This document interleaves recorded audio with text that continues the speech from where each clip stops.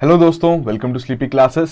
तो आज के सेशन में 5 सवाल डिस्कस करेंगे इकोनॉमी से रिलेटेड। आइए क्विकली देखते हैं, बट उससे पहले एक छोटी सी पीस ऑफ इंफॉर्मेशन आप सभी के लिए जो कि 2024 के लिए प्रिपेयर कर रहे हैं कि रैपिड रिवीजन कोर्स इसकी शुरुआत ऑलरेडी हो चुकी है। 2 सेशंस ऑलरेडी कंडक्ट किए जा चुके हैं, तो आप एनरोल कर सकते हैं इस कोर्स में अभी भी।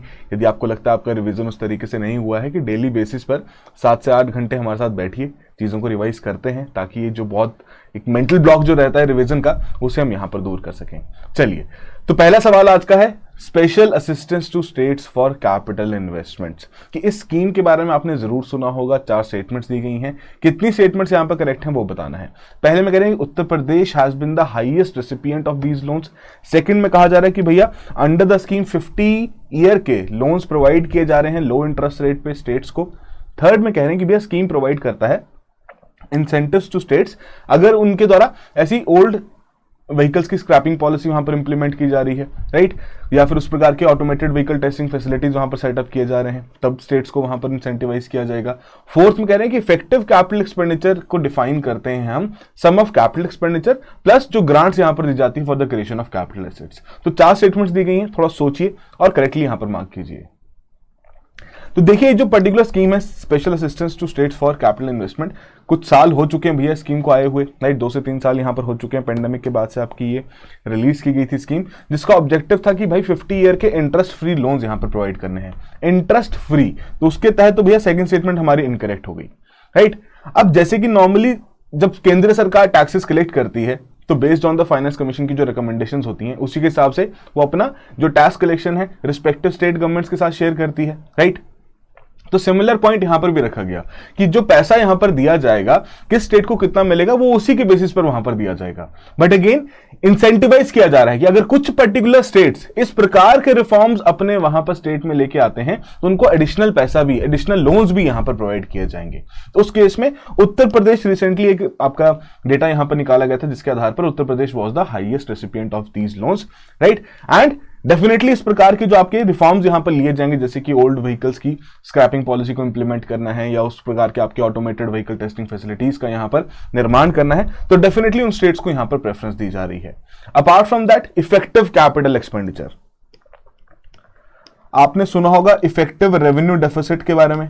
रेवेन्यू डेफिसिट हम कैलकुलेट करते हैं, जितना भी हमारा रेवेन्यू डेफिसिट आता है, उसमें से जो सरकार द्वारा, केंद्र सरकार द्वारा ग्रांट्स दी जाती है फॉर कैपिटल एसेट्स की क्रिएशन, उसे हम सबट्रैक्ट कर देते हैं, राइट।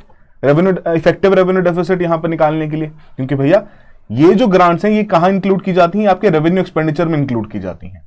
तो वैसे आपका इफेक्टिव कैपिटल एक्सपेंडिचर भी है कि भैया इफेक्टिव कैपिटल एक्सपेंडिचर यहां पर क्या कहता है कि जितना भी आपके द्वारा केपेक्स यहां पर किया गया है, उसमें इन ग्रांट्स को यहां पर इंक्लूड कर दिया जाए, दैट्स इट। तो बिल्कुल करेक्टली 4 स्टेटमेंट भी यहां पर बताई गई है, राइट। तो जो आपका इस साल का बजट भी था 2024-25 का, उसमें भी इफेक्टिव कैपिटल एक्सपेंडिचर के ट्रेंड्स वहां पर सेट किए गए थे, दिए गए थे, राइट। तो जरूर उसको जाके पढ़िएगा। तो ये 4 स्टेटमेंट थी, जिसमें से सेकंड स्टेटमेंट यहां पर इनकरेक्ट थी, इंटरेस्ट फ्री लोन यहां पर दिया जा रहा है 50 साल तक के लिए। बाकी स्टेटमेंट्स करेक्ट थी, जिसके चलते सी ऑप्शन हमारी यहां पर करेक्ट ऑप्शन है। सिंपल सा सवाल। तो जैसे कि आपको बताया गया था, फाइनेंशियल ईयर 2021-20-21 से फंड्स आपके यहां पर रिलीज किए जाते थे। पेंडेमिक के बाद आपकी ये पर्टिकुलर स्कीम यहां पर लॉन्च की गई थी, ताकि उस प्रकार से कैपिटल इन्वेस्टमेंट और बढ़ाई जा सके रिस्पेक्टिव स्टेट्स में, ताकि उस प्रकार के कैपिटल एसेट्स की क्रिएशन भी की जा सके, राइट। तो उत्तर प्रदेश इस केस में सबसे बड़ा बेनिफिशियरी देखने को मिलता है, राइट। तो ये आपकी बेसिक सी थीम, जो बेसिक पॉइंट है with respect to this particular theme, वो आपको यहाँ पर प्रोवाइड कर दिए गए हैं। अपार्ट फ्रॉम दैट, और कौन कौन से पॉलिसी इनिशिएटिव्स हैं जिनके लिए आपको स्टेट्स को एडिशनल इंसेंटिव्स यहाँ पर दिए जाएंगे, एडिशनल लोन्स प्रोवाइड किए जाएंगे, कि आप अर्बन प्लानिंग के रिफॉर्म्स यहाँ पर लेके आ रहे हैं, पुलिस पर्सनल के लिए हाउसिंग फैसिलिटीज वहाँ पर क्रिएट कर रहे हैं, कल्चरल डाइवर्सिटी को प्रमोट कर रहे हैं, लोकल प्रोडक्ट्स को वहाँ पर प्रमोट कर रहे हैं, डिजिटल लाइब्रेरीज की क्रिएशन यहाँ पर कर रहे हैं। तो उस केस में एडिशनल पैसा यहाँ पर दिया जाएगा। और ऐसा नहीं है कि ये पहली बार इस प्रकार का कोई इंसेंटिवाइज करने वाला यहां पर फंडा निकाला गया है, पहले भी सरकार द्वारा इस प्रकार के इंसेंटिव्स वहां पर रखे जाते थे, ऐसे पॉइंट्स रखे जाते थे कि यार देखो, अगर स्टेट्स आप इन चीजों के ऊपर काम करेंगे, हम आपको एक्स्ट्रा लोन्स यहां पर प्रोवाइड करेंगे, ठीक है जी। तो ये बेसिक सी कहानी थी। चलिए आगे बढ़ते हैं। सेकंड सवाल है यहां पर DFQF स्कीम से related, duty free quota free scheme. कहीं ना कहीं आपने जरूर पढ़ा होगा इसके बारे में। 3 स्टेटमेंट्स दी गई हैं, इनकरेक्ट स्टेटमेंट फाइंड आउट करने के लिए कहा गया है। तो पहले में कह रहे हैं एलडीसीज जो हैं, लीस्ट डेवलप्ड कंट्रीज जो हैं, they can export certain goods to participating countries without facing any custom duties और कोटास।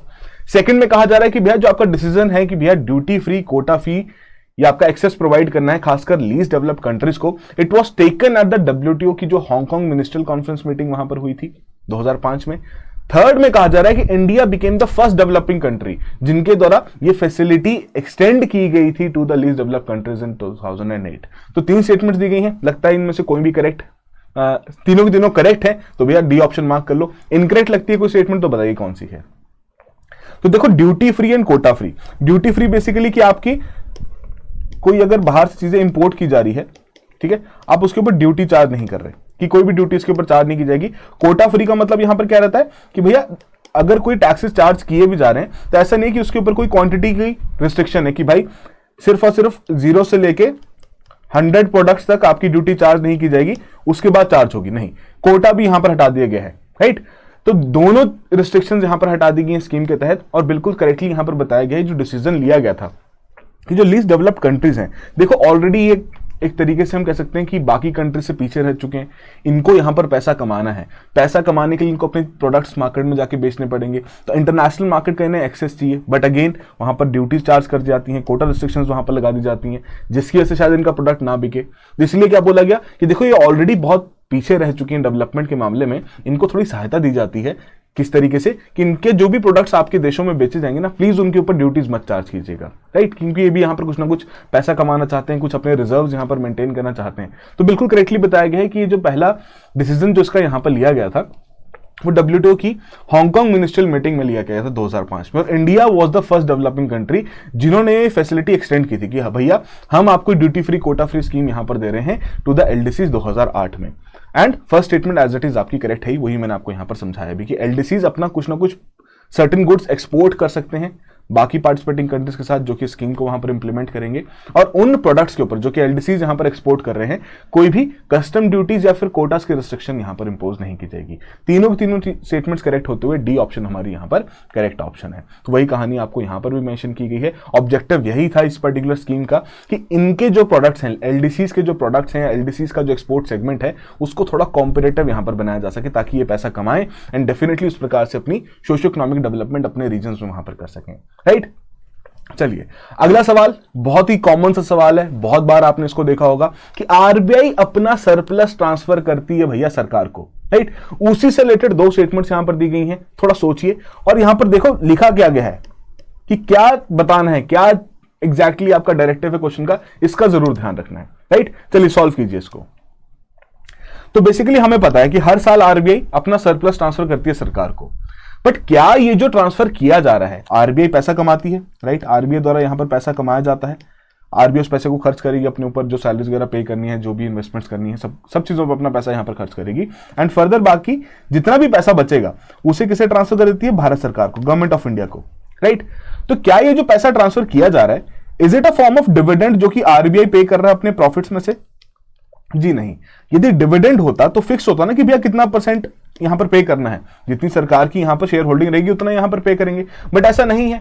आरबीआई यहां पर क्या बोलता है, आरबीआई ये कहता है कि भाई देखो जितना मैं पैसा यहां पर कमा रहा हूं बस मुझे अपना खर्चा निकालने दो, बाकी सारा पैसा फिर भारत सरकार का ही है, राइट। तो ये एक तरीके का डिविडेंड यहां पर नहीं माना जाता, राइट। तो अभी कैसे इसकी एक्सप्लेनेशन है वो भी हम यहां पर देखेंगे। Apart from that one of the sources जो कि आरबीआई की इनकम की हैं वो उसके रिटर्न्स के हैं कि भैया जो अपने फॉरेन करेंसी एसेट्स में पैसा लगाते हैं उनका ट्रेड यहां पर करते हैं, उसके माध्यम से पैसा कमाते भी हैं। कि मान लीजिए आरबीआई ने यहां पर डॉलर ले लिया, आपका $1 खरीद लिया 75 रुपीज में, डॉलर डिप्रिशिएट हो गया और उस डॉलर को फर्दर आगे जाके 80 रुपए में यहां पर बेच दिया, तो ₹5 का प्रॉफिट हो गया ना भाई।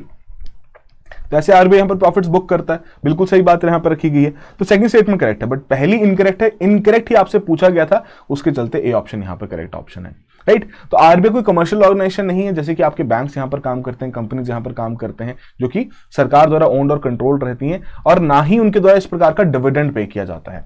आरबीआई यहां पर क्या करता है, आरबीआई सिंपली क्या बोलता है कि जितना भी हमारी इनकम है उसमें से जो भी हमारे खर्चे हम उसको निकाल देंगे, बाकी जितना भी सरप्लस बचेगा वो हम वापस कर देंगे भारत सरकार को, राइट। अब भारत सरकार को यहां पर पैसा दिया जा रहा है, फर्दर अपने प्रोविजंस यहां पर मेंटेन कर रहे हैं, ठीक है। तो जितना भी मतलब सिंपल सा पॉइंट यही है कि इनकम यहां पर जनरेट हुई, उस इनकम में से इन्होंने अपना एक्सपेंडिचर निकाल लिया, जो भी इनको यहां पर बफर्स मेंटेन करने थे वो निकाल दिए, और बाकी का जितना पैसा बचा वो भारत सरकार को यहां पर ट्रांसफर कर दिया गया। और ये जो ट्रांसफर किया भी जाता है in accordance with the section 47 जिसमें allocation of the surplus profits of reserve bank of India act of 1934 के हिसाब से किया जाता है। बट एज सच ना कोई वही वाली बात है, एक्सप्लिसिट पॉलिसी नहीं थी कि भैया कितना सरप्लस यहां पर अपना डिस्ट्रीब्यूट किया जाएगा आरबीआई द्वारा to the government of India. But again एक टेक्निकल कमेटी जो थी आरबीआई की, which was headed by YS Malegam, उनके द्वारा इसको रिव्यू किया गया। उन्होंने ये कहा कि भैया कितने रिजर्व्स आपको मेंटेन करने हैं, उसका एक प्रोविजन वहां पर सेट कर दिया गया और बोला गया कि बाकी आप यहां पर ट्रांसफर कर दीजिए, जिसके चलते ही 2013 ऑनवर्ड्स फिर काफी ज्यादा ट्रांसफर भी यहां पर देखने को मिले हैं, राइट। 2022-23 का अमाउंट कितना स्टैंड करता है वो आपको यहां पर मेंशन कर दिया गया। बट अगेन कोई एक पर्टिकुलर ट्रेंड हमें यहां पर देखने को नहीं मिल रहा, तो अगर आरबीआई के सरप्लस से रिलेटेड कोई ट्रेंड बेस्ड सवाल वहां पर आ जाए तो इजिली हम इनकरेक्ट उसे मार्क कर सकते हैं, राइट। चलिए, और उसके अलावा कहां कहां से आरबीआई पैसा कमाता है वो बेसिक सी लिस्ट आपको यहां पर दे दी गई है, पहले भी बहुत बार इसके बारे में डिस्कशन किया गया है। चलिए आगे बढ़ते हैं। फोर्थ सवाल यहां पर है किस चीज से related, loan loss provisioning norms. तो हमें पता है कि भैया बैंक्स द्वारा प्रोविजंस मेंटेन किए जाते हैं, राइट, सभी को याद होगा। अब इसी से रिलेटेड एक और इंपॉर्टेंट रेशियो सामने आती है, प्रोविजनिंग कवरेज रेशियो।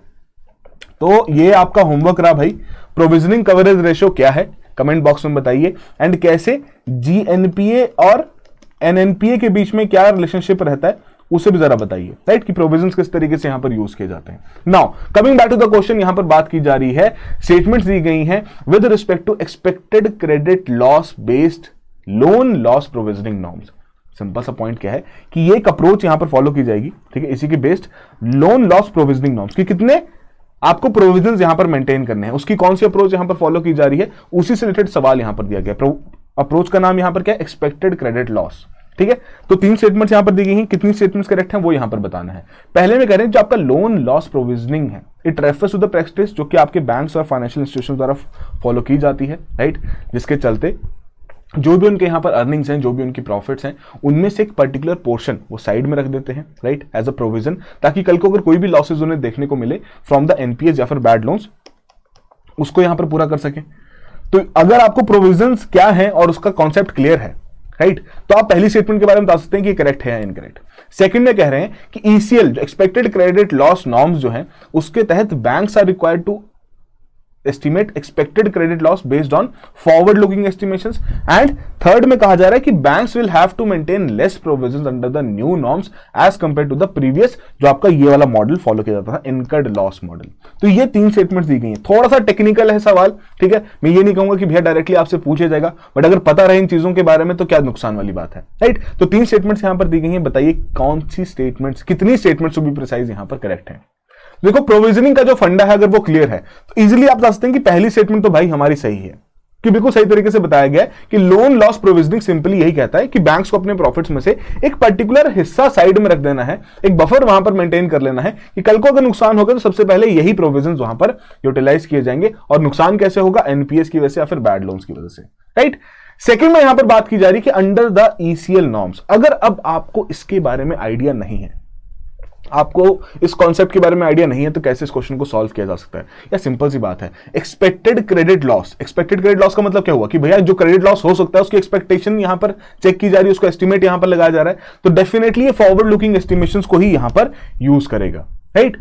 अब जो ऑलरेडी मेथड यहां पर यूज किया जाता था इनकर्ड लॉस मॉडल, तो इनकर्ड लॉस मॉडल में बेसिकली क्या होता था कि बैंक्स के जो ऑलरेडी डिफरेंट कैटेगरीज के लोन्स उन्होंने यहां पर दिए हैं, राइट, उनके बेसिस पर वो अपना पूरा डेटा सेट तैयार करते थे कि यार इस प्रकार के लोन में कितना मेरा लॉस यहां पर हुआ है पहले, और उसी के बेसिस पर वो अपने प्रोविजंस फ्यूचर लोन्स के लिए मेंटेन करके रखते थे, राइट, या जो भी उनके करंट लोन्स चल रहे हैं उनके लिए मेंटेन करते। इनकर्ड लॉस मॉडल कि जितना लॉस पहले हो चुका है उसको असेस करते हुए अपने प्रोविजंस यहां पर मेंटेन किए जा रहे हैं।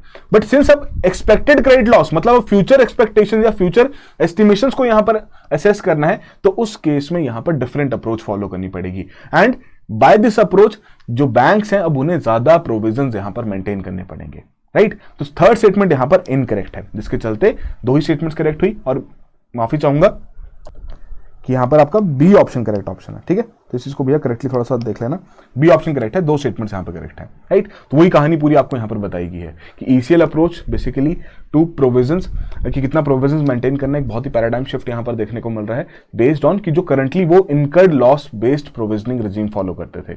अब सिंस ईसीएल अप्रोच में आपके फॉरवर्ड लुकिंग अप्रोच फॉलो की जा रही है, तो 3 तरीके के यहां पर क्लासिफिकेशन करने की बात की गई है लोन्स की, कि कितना क्रेडिट रिस्क अटैच्ड है। स्टेज 1 जो आपके परफॉर्मिंग है कि भैया कम क्रेडिट रिस्क है, अच्छा खासा यहां पर आपका ईएमआई पेमेंट्स पेमेंट्स टाइमली यहाँ पर देखने को मिल रही है। स्टेज 2 जो आपके वॉच लिस्ट में आ रहा है कि एनपीए में कन्वर्ट हो सकता है, तो उसके ऊपर ज्यादा स्ट्रेस दिया जाएगा, राइट। तो उसके लिए उतनी ज्यादा फर्दर प्रोविजंस भी मेंटेन किए जाएंगे। और थर्ड यहाँ पर है आपका नॉन परफॉर्मिंग, कि भैया ये हाई रिस्क है डिफॉल्ट का, प्रोविजंस यहाँ पर ज्यादा मेंटेन करने पड़ेंगे। तो इस प्रकार से फॉरवर्ड लुकिंग एस्टिमेशंस क्रिएट किए जाएंगी। हर एक जो नए लोन्स एक्सटेंड किए जा रहे हैं उसका डेटा वहां पर कंपाइल किया जाएगा, और पहले जो आपका ऑलरेडी इनकर्ड लॉस जो मॉडल था उसको यहां पर हम रिप्लेस करने की बात करें। और डेफिनेटली जो आपका इनकर्ड लॉस मॉडल भी था उस केस में ये था कि जो ऑलरेडी लॉस हो चुका है वो फिर बाद में उसके लिए प्रोविजंस वहां पर मेंटेन किए जाते थे, राइट। तो अब फॉरवर्ड लुकिंग एस्टिमेशंस रखी जा रही, तो डेफिनेटली ज्यादा प्रोविजंस भी यहां पर मेंटेन करने ही पड़ेंगे, ठीक है। तो ये बेसिक सी कहानी यहाँ पर आपको दी गई है। ऑब्जेक्टिव बड़ा सिंपल सा यहाँ पर रखा गया है। तो पहली बात, जो रिस्क मैनेजमेंट है उसको और बेहतर करना है, क्योंकि उस प्रकार का क्रेडिट ग्रोथ भी देश में देखने को मिल रहा है, खासकर अनसिक्योर्ड लेंडिंग बहुत ज्यादा बढ़ती हुई देखने को मिल रही है। उसके अलावा ट्रांसपेरेंसी भी यहाँ पर एनहांस करनी है, ताकि बैंक की जो फाइनेंशियल स्टेटमेंट्स हैं, इन्वेस्टर्स हैं, सभी को यहाँ पर पूरी इन्फॉर्मेशन अवेलेबल रहे और बैंक का क्या फाइनेंशियल हेल्थ है उसके बारे में पता रहे, ठीक है। चलिए, वैसे ही लास्ट सवाल एक और बैंकिंग से रिलेटेड, अर्बन कोऑपरेटिव बैंक्स, दो स्टेटमेंट्स यहां पर दी गई हैं, क्या रिलेशनशिप है दोनों स्टेटमेंट्स के बीच में वो आपको बताना है। तो सिंपली पहली स्टेटमेंट में कह रहे थे कि भैया अर्बन कोऑपरेटिव बैंक्स आपके परफॉर्म कर सकते हैं one time settlements at par with the commercial banks. बिल्कुल करेक्टली यहां पर बताया गया है कि भैया जो आपके कमर्शियल बैंक्स पहले जो यहां पर एक प्रोविजन दिया गया था कि भैया उनके द्वारा वन टाइम सेटलमेंट्स की जा सकती थी, कि अगर कोई भी यहां पर किसी ने बैंक से उधार लिया है, ठीक है, वो वापस नहीं कर पा रहा है, तो एक फाइनली एक लमसम अमाउंट उनको दे दिया जाता था, जो भी बोरोर रहता था, कि भैया इतना अमाउंट आपका है, प्लीज अपना अमाउंट पे कर दीजिए, ये हमारी वन टाइम सेटलमेंट रहेगी, उसके बाद आप कौन मैं कौन हम आपस में बात नहीं करेंगे।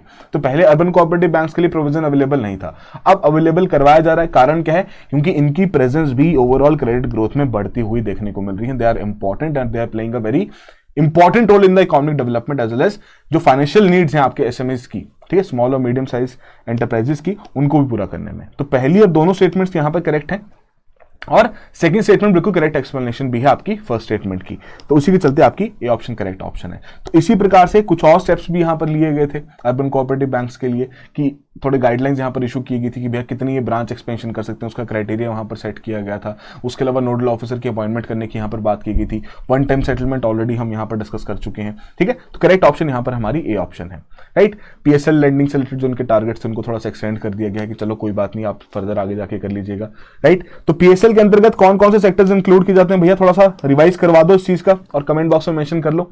तो ये थे हमारे 5 सवाल। आई होप आपने अच्छे से अटेम्प्ट किया हो। जो भी आपका स्कोर रहा है कमेंट बॉक्स में जरूर मेंशन कीजिएगा, एंड इसी तरीके से रेगुलरली इस इनिशिएटिव को फॉलो करते रहिएगा। अपार्ट फ्रॉम दैट, कोई भी अगर आपको टॉपिक लगता है कि भैया नहीं समझ में आया है, अभी तक उतना अच्छा कंसेप्चुअल क्लैरिटी डेवलप नहीं हुई है, तो कमेंट बॉक्स को यूज करो यार। डेफिनेटली उन टॉपिक्स को अगर हमने पहले डिस्कस नहीं किया होगा तो फॉर श्योर हम डिस्कस करेंगे फ्यू मिनट्स के इनिशिएटिव में। So that will be all the very best, have a good preparation.